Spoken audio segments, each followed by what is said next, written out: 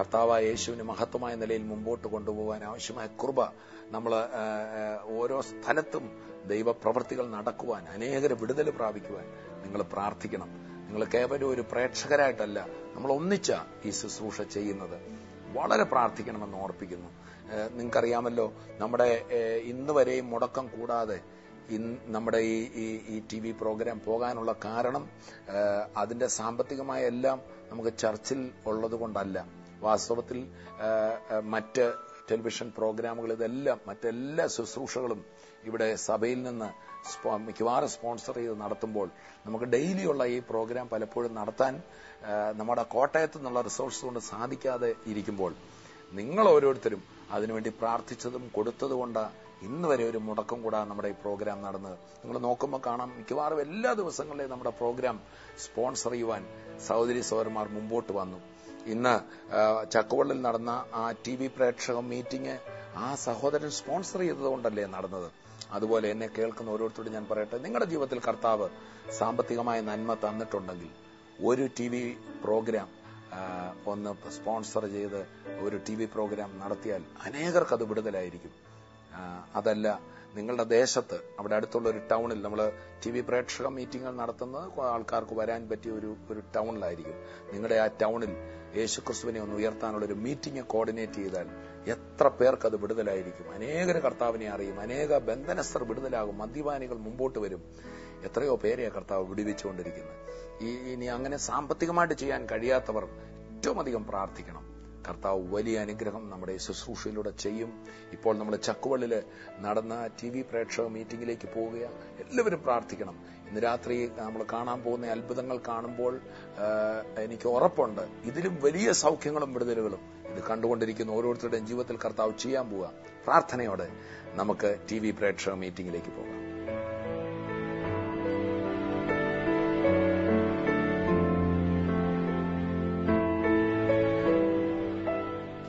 സംഭവിക്കുന്നു. ഈ അപ്പച്ചന്റെ കാലിന് പൊട്ടലായിരുന്നു. ഈ മീറ്റിങ്ങിന് വന്നിട്ട് പോയി പ്ലാസ്റ്റഡ് ആയിരിക്കുമായിരുന്നു. ഇപ്പോൾ യേശു തൊട്ട് പൂർണ്ണ സൗഖ്യം കൊടുത്തത് അപ്പച്ചൻ. അപ്പച്ച, എന്താ സംഭവിച്ചത്? എന്റെ കാലിന് പൊട്ടലായിരുന്നു. പൊട്ടല് ഞാൻ ഈ ചക്കോളിൽ ഇങ്ങനെ ഒരു ഉണ്ടെന്ന് 3-4 ദിവസത്തേക്ക് മുമ്പ് കണ്ട്. ഇന്ന് ഞാൻ വന്ന് എന്റെ കാല് സുഖമായി. ബ്ലാക്ക് ഇടുന്നില്ല. സുഖമായി? സുഖമായെന്ന് എങ്ങനെ അറിയാം? എനിക്ക് വേദനയില്ല. ഇപ്പോഴും വേദനയില്ല? നടന്നൊക്കെ നോക്കിയോ? അങ്ങോട്ട് നടന്നു നോക്കിയോ? ഒന്നുകൂടെ നടന്നിട്ട് ഞാൻ തിരിച്ചു വന്നേ. ഓ, കരം അടിച്ചോണ്ട് നമുക്ക് കർത്താവിനെ ശ്രദ്ധിക്കാം. കരം അടിച്ചോണ്ട്. കാലിന് എങ്ങനെയാ പൊട്ടല് സംഭവിച്ചത്? ഇങ്ങനെ തിരിഞ്ഞപ്പം എക്സ്ട്രാ അടുത്ത് പൊട്ടലുണ്ടെന്ന് പറയും. ഞാൻ ഈ TV പ്രോഗ്രാം എന്നും സാറിനെ ഞാൻ കാണും. കണ്ടിട്ട് ഇന്നിവിടെ വന്ന് ഇത് കഴിഞ്ഞിട്ട് ഇത് ഇടുന്നോളെന്ന് വിചാരിച്ചു. ദൈവം ഇന്നെല്ലാം എനിക്ക് സുഖം തന്നു. ഇപ്പൊ നടന്നിട്ട് വേദനയില്ല. കർത്താവ് വിടുവിച്ചു. ഖാരമടിച്ച് നമുക്ക് കർത്താവിനെ സ്തുതിക്കാം. ഈ മോന്റെ പേര് അഭിന്നാണ്, അടൂരിന്ന് വരുന്ന. 2 വർഷമായിട്ട് ചെവിക്കകത്തുനിന്ന് വലത് സൈഡിൽ നിന്ന് പഴുപ്പ് വരുന്നുണ്ടായിരുന്നു. ഇന്ന് പകൽ ഇവിടെ വരുമ്പോഴും കയ്യിൽ തുണിയുണ്ട്, പഴുപ്പ് വന്നുകൊണ്ടിരിക്കുക. ഇപ്പൊ പ്രാർത്ഥിച്ചുകൊണ്ടിരിക്കുമ്പോൾ യേശു തൊട്ടു ഈ കുഞ്ഞിനെ പരിപൂർണ സൗഖ്യമാക്കി. ഇപ്പോൾ ഒരു കുഴപ്പവുമില്ല. കുഞ്ഞ് പറയും, മോൻ കരയുക, കർത്താവിനെ വിടുവിച്ചു. അവന്റെ കയ്യിലെ പഴുപ്പ് തൂക്കാൻ തന്നെ അവനൊരു തുണിയും കൊണ്ടാണ് നടക്കുന്നത്. കർത്താവിന് അവനെ സൗഖ്യമാക്കി. എല്ലാവരും എഴുന്നേറ്റ് നന്ദി പറഞ്ഞ കർത്താവ്.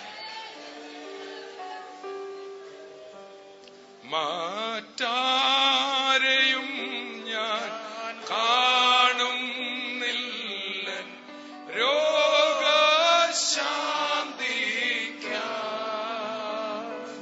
നിന്മാർവിടം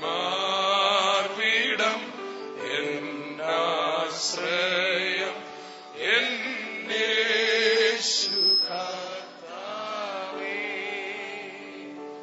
മോനെ, എന്തായിരുന്നു മോന്റെ പ്രയാസം? 2 വർഷമായിട്ട് ഈ ചെവിയിൽ വേദനയും പരിപ്പും ഉണ്ടായിരുന്നു. ഇപ്പൊ ഇവിടെ ചെവി കൈ വെച്ച് പ്രാർത്ഥിച്ചപ്പോ മാറിയെന്ന് എങ്ങനെ അറിയാം?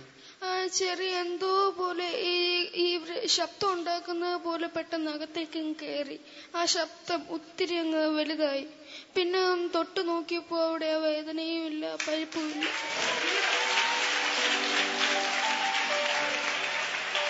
Then sings my soul, my Savior, go to thee.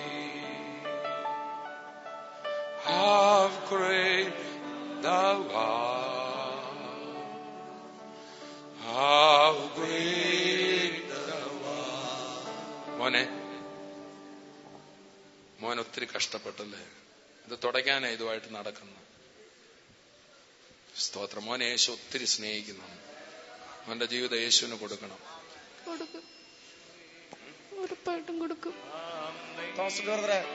9 വർഷമായി കണ്ണാടിയുടെ ആശ്രയമില്ലാതെ ഈ സിസ്റ്റർക്ക് ഒന്നും വായിക്കാൻ കഴിയത്തില്ലായിരുന്നു. ഇവിടെ വന്നു നിൽക്കുമ്പോഴും അതേ ബുദ്ധിമുട്ടുണ്ടായിരുന്നു. ഇപ്പോൾ കർത്താവിന്റെ ദാസൻ തോമസ് പറഞ്ഞു, കണ്ണിന് കാഴ്ചയില്ലാത്തവർ കൈവെക്കാൻ. സിസ്റ്റർ കണ്ണാടി എടുത്ത് കൈവച്ചു, പ്രാർത്ഥിച്ചു, കർത്താവ് പരിപൂർണ സൗഖ്യമാക്കി. ഇപ്പൊ കണ്ണാടിയില്ലാതെ വായിച്ചു പൂർണ്ണമായിട്ട് കാണാൻ കർത്താവ് സഹായിച്ചു.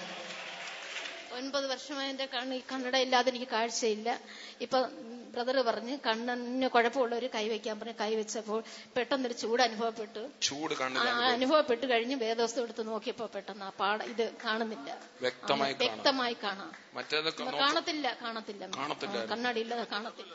ബൈബിള് വായിച്ചു നോക്കി ഒരു കുഴപ്പമില്ല. അദ്ദേഹം ഹൈസ്കൂൾ അധ്യാപകനാണ്.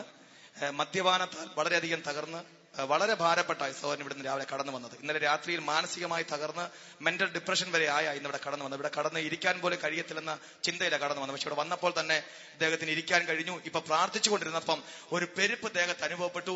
ഇപ്പോൾ ഇദ്ദേഹം പറയുന്നത് ദേഹത്ത് ഇപ്പോഴും ആ പെരുപ്പ് അനുഭവിച്ചുകൊണ്ടിരിക്കുക. എനിക്കിനി മദ്യം വേണ്ട, ഞാൻ പൂർണ്ണമായി മദ്യപാനം നിർത്താൻ പോകും. എന്തായിരുന്നു ജീവിതത്തിലെ അവസ്ഥ? മദ്യപാനമായിരുന്നു. ഫുൾ ടൈം സ്കൂളിൽ നിന്ന് ഇറങ്ങി കഴിഞ്ഞാൽ മദ്യപിക്കുക. ഇന്നിവിടെ വന്നപ്പോൾ എന്താ സംഭവിച്ചത്? ഇന്നിവിടെ വരാൻ പറ്റുമെന്ന് തോന്നിയില്ല. കഴിഞ്ഞ ദിവസം രാത്രി ഭയങ്കര ഭയവാ മദ്യപിച്ചില്ലെങ്കിൽ. രാത്രി ഭയമാ മദ്യപിച്ചില്ലെങ്കിൽ? ഒറ്റയ്ക്ക് നടക്കുന്നതും ഭയവാ. മദ്യപിച്ചു കഴിഞ്ഞാൽ ഒക്കെ നടക്കാം. ഇപ്പൊ പ്രാർത്ഥിച്ചപ്പോൾ എന്താ സംഭവിച്ചത്? ദേഹത്ത് എന്തോ ഒരു പെരുപ്പ് പോലെ തോന്നിച്ചു പ്രാർത്ഥിച്ചപ്പം. നേരത്തെ ആണെങ്കിൽ ഇത്രയും ആളുകളുള്ള ഒരു സമൂഹത്തിൽ പണ്ണ് നിൽക്കുമായിരുന്നു. പക്ഷെ 15 വർഷമായിട്ട് നിൽക്കുന്നതിന് ബുദ്ധിമുട്ടുണ്ടായിരുന്നു. ഇപ്പൊ അത് മാറിയോ? മാറി. ആ ഭയം മാറി. ഞാൻ ചോദിക്കട്ടെ, ശരീരത്തിൽ നിന്ന് എന്തെങ്കിലും ഇറങ്ങി മാറിയ പോലെ തോന്നുന്നുണ്ടോ? ഉണ്ട്. ഒരു ആഹ്ലാദം തോന്നുന്നുണ്ട്.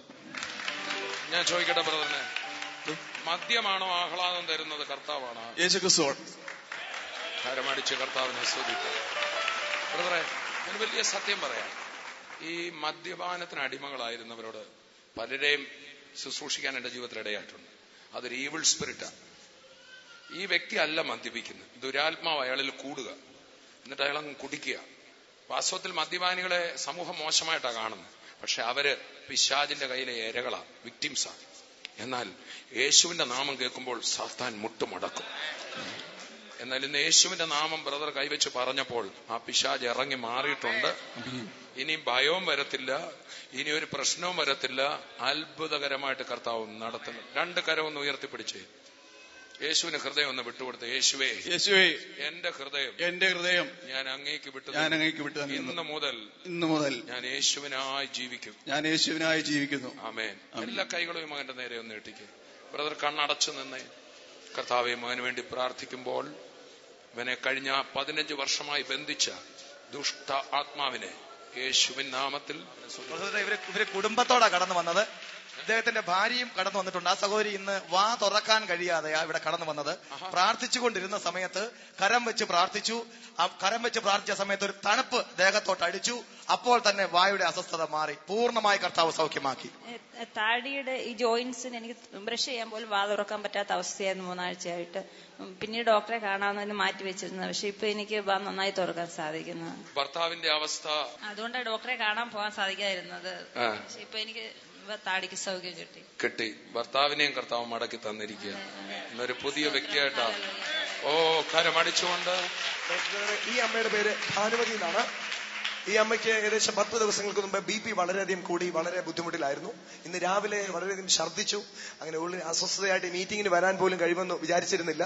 എന്നാൽ ഇവിടെ അസ്വസ്ഥതയോടെ കടന്നു വന്നു.